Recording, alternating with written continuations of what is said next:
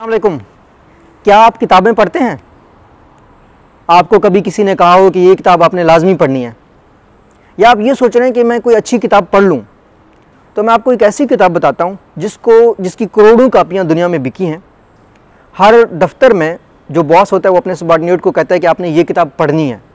किसी भी आप कामयाब शख्स से मिलेंगे वो कहेगा कि ये किताब मैंने पढ़ी है, और इस किताब का नाम है 7 हैबिट्स ऑफ सक्सेसफुल पीपल। 7 आदत हैं जो लोग कामयाब होते हैं। 7 habits of highly effective people, जो हाईली इफेक्टिव होते हैं। पहले मैं लिस्ट करता चलूँ उन 7 हैबिट्स को कि वो कौन सी हैं, ताकि आप में से जो लोग पूरी वीडियो नहीं देखना चाहते, सिर्फ जानना चाहते हैं कि वो 7 आदतें इस बुक में कौन सी लिखी गई हैं, आप वो सुन के इस वीडियो को छोड़ सकते हैं। और जो लोग डिटेल में जाना चाह रहे हैं वो पूरी वीडियो देख लें। जो सक्सेसफुल लोग होते हैं उनकी पहली हैबिट होती है कि वो प्रोएक्टिव होते हैं। हर एक प्रोएक्टिव का मतलब ये है कि वो पहले से तैयारी करते हैं किसी भी आने वाले मुसीबत के लिए, या किसी भी कोई मौका आता है, अच्छा मौका आता है, उसको पहले से वो प्लान करते हैं, प्रोएक्टिवली प्लान करते हैं। दूसरा जो उनकी हाईली इफेक्टिव पीपल की जो हैबिट है वो ये है कि उनके जहन में एंड होता है कोई भी काम स्टार्ट करने से पहले, कि before starting anything they keep in their mind the end of that thing. तीसरी जो चीज़ है इंतहाई कामयाब लोगों की, वो ये है कि वो लोग जो प्रायोरिटी की चीज़ होती है, put the first thing first. आज के दिन का जो सबसे अहम काम होगा वो सबसे पहले करेंगे, या उनको लगेगा कि हमारी ज़िंदगी के हवाले से इस हफ्ते में या इस साल में जो सबसे अहम काम होगा वो सबसे पहले करेंगे। तो ये 3 आदतें उनकी हो गई हैं। चौथी आदत जो होती है ना, वो हमेशा विन विन सोचते हैं किसी भी काम में, चाहे वो कोई बिज़नेस का हो चाहे पर्सनल हो। वो अपना भी जीत का सोचते हैं, दूसरों की जीत का भी सोचते हैं। जब मैं एक्सप्लेन करूँगा कि वो किस तरीके से सोचते हैं, ठीक है ना। ये उनकी चौथी हैबिट हो गई है। 5वीं हैबिट ये है कि वो उन लोगों की आदत ये है कि वो खुद की बात समझाने के लिए पहले दूसरे की बात समझते हैं। ये आदत बहुत ज़रूरी है। ज़्यादातर लोग जब कोई दूसरा बात कर रहा होता है तब वो बोलते हैं, दूसरे की बात पूरी नहीं सुनते, बस जवाब देने के चक्रों में होते हैं। तो इसमें स्टीफन कोवे पूरी अपनी इस किताब में बताता है कि अगर आप दूसरे किसी को अपनी बात समझाना चाहते हैं तो आपके लिए ज़रूरी है कि पहले आप उनको समझें। ये हमारे पास हो गई 5वीं हैबिट। छठी हैबिट है सिनर्जी क्रिएट करने की। सिनर्जी क्रिएट करने का मतलब ये है कि आपके मतलब ये है कि एक बंदे के पास फॉर एग्जांपल एक रिसोर्सेज हैं, एक शख्स के अगर फसल में या खेत में गंदम उगता है, दूसरे के फसल में कपास उगता है, तो वो दोनों आपस में एक दूसरे के साथ जो है ना कोऑर्डिनेट कर सकते हैं। कहने का मतलब ये है कि एक शख्स है वो ज़्यादा एक्सट्रोवर्ट है, उसको आइडियाज़ अच्छे ज़्यादा आते हैं। दूसरा शख्स है वो इंट्रोवर्ट है, और जो इंट्रोवर्ट है उसको आइडियाज़ अच्छे आते हैं। एक शख्स एक्सट्रोवर्ट है, वो दूसरों को कम्युनिकेट करना जानता है, ठीक है ना। और दूसरा शख्स जो है ना इंट्रोवर्ट है, उसको लिखना आता है। तो वो दोनों अगर इकट्ठे मिलकर काम करेंगे तो वो बेहतर तरीके से काम कर सकते हैं। इस चीज़ को सिनर्जी कहते हैं। जब दो चीज़ें 1 + 1 1 + 1 जब 4 हो जाए, 10 हो जाए, तो उसको सिनर्जी कहते हैं। जो 7वीं आदत है वो उन लोगों की ये है कि शार्पन द सॉ, कि जो अगर कोई आप दरख्त काट रहे हैं तो पहले आप कुल्हाड़ा तेज़ करें। बाज़ लोगों को आप देखते हैं वो सख्ती से कोई दरख्त काट रहे हैं और उनका कुल्हाड़ा तेज़ नहीं होता, तो उनको 7 से 8 घंटे लग जाते हैं। आप कहेंगे कि थोड़ा सा कुल्हाड़ा तेज़ करें, वो कि मेरे पास टाइम नहीं है। हालांकि हकीकत में अगर वो 1 घंटा कुल्हाड़ा तेज़ करे तो अगले दूसरे घंटे में वो पूरा दरख्त काट सकता है। तो ये 7 आदतें हैं हाईली सक्सेसफुल लोगों की। अभी मैं उनको एक्सप्लेन करता हूँ डिटेल में। पहली चीज़ हमने जो सक्सेसफुल चीज़ देखी है वो ये देखी है कि वो लोग प्रोएक्टिव होते हैं। आपने अक्सर देखा होगा कि हमारे जो वालिदैन हैं, जो कामयाब वालिदैन हैं, वालिदैन भी तो कामयाब हैं जिन्होंने अपने बच्चों को पढ़ाया है। तो जो वालिदा होती है वो बहुत जतन करती है कि बच्चे का बैग सुबह सुबह तैयार करे। पाकिस्तान में बिजली का मसला है, आपने देखा होगा कि वो कपड़े पहले से प्रेस करती हैं। तो ये एक तरीके से प्रोएक्टिव होना है। सिमिलरली आपने कुछ लोगों को देखा होगा कि उनका मोबाइल हमेशा चार्ज होता है। कभी ऐसा नहीं हुआ कि वो कह रहे हो कि मेरा मोबाइल चार्ज नहीं है, वो रात को अपना मोबाइल चार्ज पे लगाते हैं। ये रात को मोबाइल चार्ज पे लगाना ये प्रोएक्टिवनेस है। ये बच्चे का बैग पहले से तैयार करना ये प्रोएक्टिवनेस है। कुछ लोग अपनी बेटियों की शादियों के लिए पैसा इकट्ठा करते हैं ताकि जब उनकी शादी का वक्त आ जाए तो उनकी शादी के लिए उसकी ये प्रोएक्टिवनेस है। कुछ लोग अपने बच्चों को पढ़ाते हैं ताकि वो मुस्तकबिल की ज़िंदगी के लिए तैयार रहें, ये प्रोएक्टिवनेस है। मैं आपको अपनी स्टोरी सुनाता हूँ। मुझे चीज़ों को एक्सप्लेन करने का, मुझे लिखने का शौक़ था। मैं यहाँ अब आपके सामने बोल रहा हूँ। इससे पहले मैंने 8 किताबें लिखी हैं। मैंने 40 रिसर्च पेपर्स में काम किया, जिसमें 10 रिसर्च पेपर मेरी अच्छी जगहों पे पब्लिश हुए हैं। मैंने 5 से 6 कंपनीज़ में काम किया सालों साल, और अब मैं इस काबिल हो गया हूँ कि मैं जो है ना अपने करियर को प्रोएक्टिवली मैं कोई भी चीज़ स्टार्ट कर सकता हूँ। ये जो सारे थे ये प्रोएक्टिव स्टेप्स है कि ताकि यहाँ तक आने के लिए मैं तैयार हूँ। कुछ प्रोएक्टिव स्टेप्स आपको लेने पड़ते हैं ताकि आप बाद में जो है ना कामयाब हो जाएं। ये होगी प्रोएक्टिवनेस की मिसाल। तो दूसरी चीज़ है वो है कि जो सक्सेसफुल लोग होते हैं, जो हाईली इफेक्टिव लोग होते हैं, उनके जहन में इख्तिताम होता है किसी चीज़ को शुरू करने से पहले। आप इमेजिन करें, अभी आपकी जो भी उम्र है, आप जब 60-70 साल के हैं, तो आप जब अपनी कब्र में जब फौत होने वाले होंगे, जब आप बूढ़े होंगे, जब आपके हाथ पांव काम नहीं कर रहे होंगे, आप क्या बनना चाहते हैं? क्या ऐसी कोई चीज़ है जो कि आप आज शुरू कर रहे हैं, आपको लगता है कि वो आपके इख्तिताम पे आपका साथ नहीं देगी, आपको लगता है कि इख्तिताम पे वो चीज़ मैटर नहीं करती? या कभी ऐसा हुआ है कि आपको किसी ने कहा कि ये काम आप क्यों कर रहे हैं? कभी ऐसा हुआ आपने कहा ये काम तो मैं 6 महीने के लिए करता हूँ, बाद में तो मैं करूँगा ही नहीं, ठीक है ना? ऐसे में वक्त बहुत कीमती है इंसान का। तो जो हाईली इफेक्टिव लोग होते हैं वो इख्तिताम को माइंड में रखते हैं। ऐसी चीज़ जिसका इख्तिताम से कोई ताल्लुक़ नहीं है, जिसकी बिगनिंग से दोबारा उनको और बिगनिंग करनी है, तो वो लोग नहीं करते। इस थ्योरी में थोड़ी सी एडिशन पॉसिबल है, वो ये है कि स्टीव जॉब्स की जो थ्योरी है कनेक्टिंग द डॉट्स।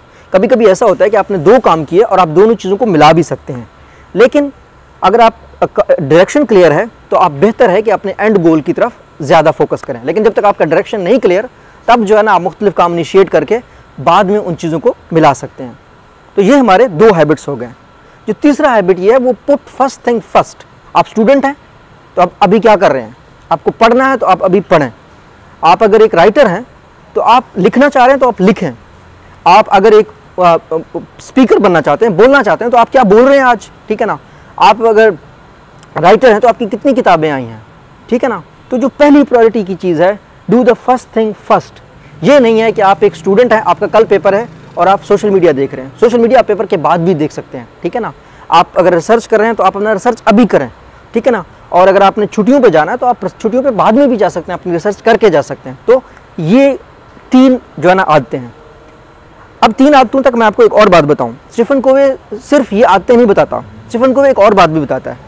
किसी भी इंसान की ज़िंदगी के 3 स्टेजेस होते हैं। पहला स्टेज ये होता है कि वो किसी का डिपेंडेंट होता है, ठीक है? जिस तरह बच्चे अपने वालिदैन के ऊपर डिपेंडेंट होते हैं, उनका वालिदैन पे इन्हिसार होता है। पहले स्टेज में इंसान को किसी से इन्हिसार होता है।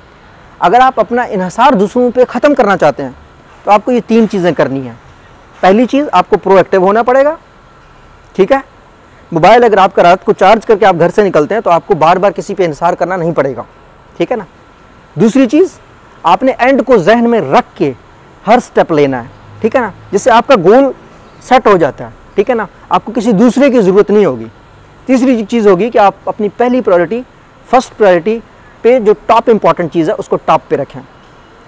अब ये 3 स्टेप जब आप करेंगे तो आप एक डिपेंडेंट पर्सन से इंडिपेंडेंट हो जाएंगे। मतलब आप अपनी ज़ात में आप इस काबिल हो जाएंगे कि आप सब कुछ खुद कर रहे होंगे। अब आते हैं दूसरे स्टेप की तरफ। दूसरा स्टेप है जी, पहले आप डिपेंडेंट थे किसी के, अब आप इंडिपेंडेंट हो गए, ठीक है ना? अब आप अपने आप को हैंडल कर सकते हैं। जो तीसरा स्टेप है वो ये है कि इंटरडिपेंडेंट। आप एक फैमिली के हेड के तौर पर सोचने लग जाते हैं, आप एक मुल्क के हेड के तौर पर सोचने लग जाते हैं, आप एक कंट्री के हेड के तौर पर सोचने लग जाते हैं। तो अगली जो 4 मजीद आदतें हैं वो आपको क्या करती हैं? वो आपको दूसरों के हक में आप बेहतर होना शुरू हो जाते हैं। चौथी जो आदत है वो है विन विन सिचुएशन की। अब मैं ये वीडियो बना रहा हूँ, इस वीडियो को आप सब्सक्राइब करेंगे, आप लाइक करेंगे, आपने सुना है, आपको अच्छा लगा है, दूसरा कोई और लाइक, दूसरा आपकी वजह से कोई खुश होगा, उसका भी फ़ायदा होगा। ये है मेरे लिए भी विन विन, आपके लिए भी विन विन। आपके वालिदैन कहेंगे कि हमारा बच्चा अच्छी वीडियोस देखता है, इस वीडियो को देखने के बाद आपके लिए भी विन विन है, मेरे लिए भी विन विन है कि जो शख्स मेरी वीडियो, मज़ीद लोगों तक मेरी वीडियो पहुँचेगा। मेरी किताबें हैं, आप अगर जाएंगे मेरी किताबों के amazon.com पे, आप अगर अच्छा रिव्यू देंगे तो क्या होगा? और लोग मेरी किताबें पढ़ेंगे, ठीक है ना? मेरी किताबें मशहूर हो जाएंगी। और आप अच्छा रिव्यू देंगे तो आपको भी उसका सिला मिलेगा, आप अच्छा ही आपकी तरफ ही आएगा। तो ज़्यादातर लोग ना विन और लॉस की स्ट्रेटजी में रहते हैं। ज़्यादातर लोग ये सोचते हैं कि मैं जीतूंगा उसको हरा के। ऐसा दुनिया में कभी नहीं होता। हर इंसान को अपने हिस्से का काम मिलता है। आप अगर किसी से अच्छे से बात करते हो तो आप भी आपसे अच्छे में बात करता है। तो जो विन विन स्ट्रेटजी है ये एक्सट्रीमली इंपॉर्टेंट है। इस बुक के मुताबिक 7 habits of highly successful people, जो कामयाब लोग होते हैं वो हमेशा हमेशा विन विन स्ट्रेटजी पे काम करते हैं। आप भी ये देखिए, इस कायनात में अल्लाह पाक ने इतनी चीज़ें पैदा की हैं कि हर शख्स अपनी बेहतरीन चीज़ पाले, चीज़ें कम नहीं होनी। तो आपने हमेशा दूसरों का फ़ायदा सोचना है, इससे आपका अपना फ़ायदा होगा। आपने हमेशा, आपके पास ऑप्शन होता है win loss, win win, loss win. आपने हमेशा विन विन को चूज़ करना है। तो ये हमारे पास 4 हैबिट्स जो है ना हमारी हो गई हैं। अब 5वीं हैबिट ये है कि understand first in order to be understood. अगर आप चाहते हैं कि दूसरे आपको समझें, आपके वाक़यात को, आपके हालात को, तो आप भी उनके हालात को समझें।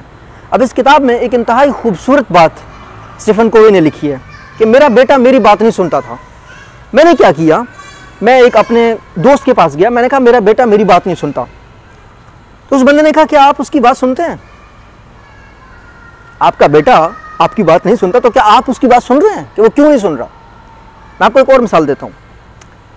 आपको कोई दोस्त आके कहता है कि मुझे ये जॉब पसंद नहीं है, आप दूसरे लम्हे उसको मशवरा देने लग जाओ कि नहीं जॉब करो, जॉब ऐसी होती है, ये है वो है।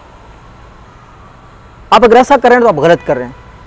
वो कह रहा है मुझे जॉब पसंद नहीं है, आपने क्या कहना है, हाँ आपको बॉस पसंद नहीं है, आपका दिन अच्छा नहीं गुजरा होगा। उसको क्या लगेगा, हाँ इसने मेरी बात सुनी है, अब हम दोनों एक पेज पे हैं, ठीक है ना। उससे पूछें, उसको जब आप बताएंगे कि हाँ आपका बॉस अच्छा नहीं है, आपका ये अच्छा नहीं है, अगर आप चाहते हैं कि वो जॉब ना छोड़े, वो आपकी बात समझे, तो आप उसको बता दें कि ये आर्जी वक्त है, ये गुजर जाएगा। लेकिन अगर वो कह रहा है कि मुझे जॉब पसंद नहीं है और उसके साथ ही आपका अगला सेंटेंस ये है कि जी जॉब आपको क्यों पसंद नहीं है, बड़ी मुश्किलों से आपको जॉब मिली, तो ये वाली जो बात होगी ना, ये वो आपकी बात नहीं सुनेगा। क्यों? क्योंकि जिस पेज पे वो है आप अभी उस पेज पे नहीं है। पहले आपको उसको समझना होगा, उसके बाद अपनी बात समझानी होगी। दुनिया के जितने भी लीडर्स थे उन्होंने इस चीज़ के लिए बहुत सेक्रीफाइस की। आप हज़रत पाक सल्लल्लाहु अलैहि वसल्लम की ज़िंदगी ले लें। मक्का मुकरमा से मदीना मुनव्वरा में जब आप सल्लल्लाहु अलैहि वसल्लम ने हिजरत फरमाई, किस लिए फरमाई थी हिजरत? ठीक है ना, आपने उन लोगों को समझा कि ये लोग नहीं इस तरीके से समझेंगे, ठीक है ना। आप मदीना चले गए, वहाँ से आपने लोग तैयार किए, उसके बाद आपने मक्का को फतह किया और फिर अपनी रियासत बनाई। तो आपने क्या करना है, दूसरों को समझना है, ठीक है ना। अपनी बात समझाने से पहले आपको लग रहा होगा कि मेरी बात नहीं समझ रहा, तो आपने उनको समझना है कि उनकी मेंटालिटी कैसी है, उनकी मेंटालिटी क्या है। क्योंकि मक्का के जो लोग थे ना वो ज़्यादातर ट्राइब्स में फंसे हुए थे, लेकिन मदीना के जो लोग थे वो कंपैरेटिवली समझदार थे। तो मदीना में अंसार की कहानी भी बहुत से लोगों को पता होगी, जिसमें विन विन सिचुएशन थी। आप सल्लल्लाहु अलैहि वसल्लम ने कहा था कि एक जो महाजिर है, अंसार जो है ना एक महाजिर को अपने साथ ले ले, उसके साथ चीज़ें बांटे। तो वो विन विन सिचुएशन की बेहतरीन मिसाल थी, जो कि हमने पिछली आदत बताई थी। और दूसरी आदत यही थी कि आपने दूसरों को समझना है कि उनकी क्या जो है ना नीड्स हैं। ये हमारे पास 5 हैबिट्स हो गई। छठी हैबिट है सैनर्जी की। सैनर्जी की जो हैबिट है वो ये है कि ज़्यादातर कंपनीज़ में होती है, ठीक है ना। आपके अगर एक दोस्त है, उसको बोलना अच्छा आता है, तो आपको जो है ना आइडियाज़ देना अच्छा आता है। तो अगर आप कहीं पे किसी चीज़ को ख़रीदने जा रहे हैं तो आप उसको कहते हैं कि यार मैं ये चीज़ ख़रीदने जा रहा हूँ, आप बोलते अच्छा हैं, तो आप जो है ना मुझे ये चीज़ ख़रीद के दें। इससे क्या होता है, सैनर्जी क्रिएट होती है, ठीक है ना। लेकिन कल वो किसी चीज़ के आपको सर्च में अच्छे हैं, आपको मालूमात ज़्यादा हैं, तो आपसे मालूमात ले लेगा लेकिन जाके ख़रीदेगा वो। इसी तरीके से कंपनीज़ में कुछ लोग विजनरी होते हैं, सोचते अच्छा हैं, आइडियाज़ अच्छे होते हैं, लेकिन जब काम करने की बारी आती है तो काम नहीं कर सकते। तो कंपनीज़ में जो बॉसेस होते हैं, जब क्योंकि मैं मैनेजमेंट साइंसेस का स्टूडेंट हूँ, मैंने अपनी पीएचडी में, अपने मास्टर्स में यही सीखा है कि आपने मर्ज करना है ऐसे लोगों को, विजनरी और अनेबलर लोगों को आपने इकट्ठा करना है, जिससे 1 + 1 2 नहीं बल्कि 4 हो जाता है। कभी कभी 1 + 1 11, कभी 1 + 1 111 होता है। तो सिनर्जी एक्सट्रीमली इंपॉर्टेंट है। जो 7वीं हैबिट है वो है कि आपने कुल्हाड़ा तेज़ करना है, ठीक है ना, अपना, रादर दिन आप ऐसे कुल्हाड़े के साथ काम करते रहें जो तेज़ नहीं है। मैं अपने पीएचडी की मिसाल दी है कि मुझे पीएचडी करनी पड़ी आपसे बात करने के लिए, मुझे मास्टर्स करना पड़ा, मुझे 7 कंपनीज़ के साथ काम करना पड़ा। 40 से ज़्यादा कंपनी के साथ मैंने फ्रीलांसर काम किया है। मैं डेली लोगों से इंटरेक्ट करता हूँ, डेली सीखता हूँ, ताकि एक प्रोफाइल बने, ताकि मेरे जहन में ज़्यादा बातें आएँ जब मैं बात करने लग जाऊँ, जब मैं बोलने लग जाऊँ, जब मैं लिखने लग जाऊँ। मैं एक राइटर हूँ, मैं एक ट्रेनर हूँ। तो कभी कभी ऐसा हो जाता है, मैं आपको मिसाल देता हूँ अपनी। मैंने एक स्वीडन के टेलीकॉम कंपनी के लोगों को ट्रेन किया। तो उनका काम था कि जी हम 2G का जो है ना एक जगह पे लॉन्च कर रहे हैं, दूर दराज एरिया। तो एक ऐसा एरिया था जहाँ पे आबादी वगैरह नहीं थी। हम रिसेंटली वो आबादी करना चाह रहे थे और वो उस तरीके से करना चाह रहे थे। लेकिन मुझे जो मेरा ट्रेनिंग कंपनी है उन्होंने मुझे बताया था कि वो कोई नेटवर्क से रिलेटेड स्ट्रेटजी जानना चाह रहे हैं। मैंने कहा मैं इंजीनियर नहीं हूँ, मैं मैनेजमेंट साइंसेस का स्टूडेंट हूँ। लेकिन जब मैं उधर उनसे मिलने गया तो मुझे रियलाइज़ हुआ कि वो तो सिर्फ पॉलिसी देखना चाह रहे हैं, एक टेलीकम्युनिकेशन अथॉरिटी की क्या पॉलिसीज़ होती हैं। अब मैंने मुख्तलिफ कंपनीज़ में काम किया हुआ था, तो मैं क्योंकि तैयार था, ठीक है ना, मैं क्योंकि तैयार था, मेरा जो कुल्हाड़ा था वो पहले से तेज़ था और मैं पढ़ के भी गया था डिफरेंट स्ट्रेटजीज़ को, डिफरेंट चीज़ों को। तो मैं अब काम कोई और था, ठीक है ना, मुझे बताया कुछ और गया था, लेकिन मैं क्योंकि अपने एक्सपीरियंस की वजह से, अपने कामों की वजह से तेज़ था, तो मैंने उस ट्रेनिंग को अल्हम्दुलिल्लाह 5 स्टार रेटिंग ली है। आप भी ज़िंदगी में, मैं आपको बताता हूँ, ज़िंदगी में कामयाब होने का जो कुल्हाड़ा का जो तेज़ करना है ना, वो है एजुकेशन का होना। आपने कभी कभी देखा होगा, अब ये चाय वाला एक लड़का मशहूर हो गया था, पढ़ा लिखा नहीं था, अब आप जानते हैं उसको 2 दिन के लिए आया, ख़त्म हो गया। मुख्तलिफ सोशल मीडिया के स्टार्स हैं, जल्दी किसी बेहुदा वीडियो बनाने की वजह से, किसी भी वजह से वो मशहूर हो जाते हैं, लेकिन 2 दिन बाद वो गायब हो जाते हैं। क्यों? क्योंकि कुल्हाड़ा तेज़ नहीं था, ठीक है ना। तो आपने क्या करना है, कामयाब होने के लिए पहले अपने कुल्हाड़े पे टाइम लगाना है। इस हवाले से एक लकड़हारे की मिसाल दी जाती है कि वो ऐसे कुल्हाड़े के साथ लगा हुआ था जो तेज़ नहीं था, तो कोशिश कर रहा था कि वो कुल्हाड़े के थ्रू दरख्त को काटे, लेकिन वो दरख्त को नहीं काट पा रहा था। किसी ने मशवरा दिया कि आप कुल्हाड़ा तेज़ कर दो, उसने कहा नहीं मेरे पास इतना टाइम नहीं है। उसने कहा आप सिर्फ 1 घंटा इस कुल्हाड़े को तेज़ करें, आप देखेंगे आप 1 घंटे में दरख्त काटेंगे। अगर आप इसी तरह लगे रहे तो आपको 7-8 घंटे लगेंगे।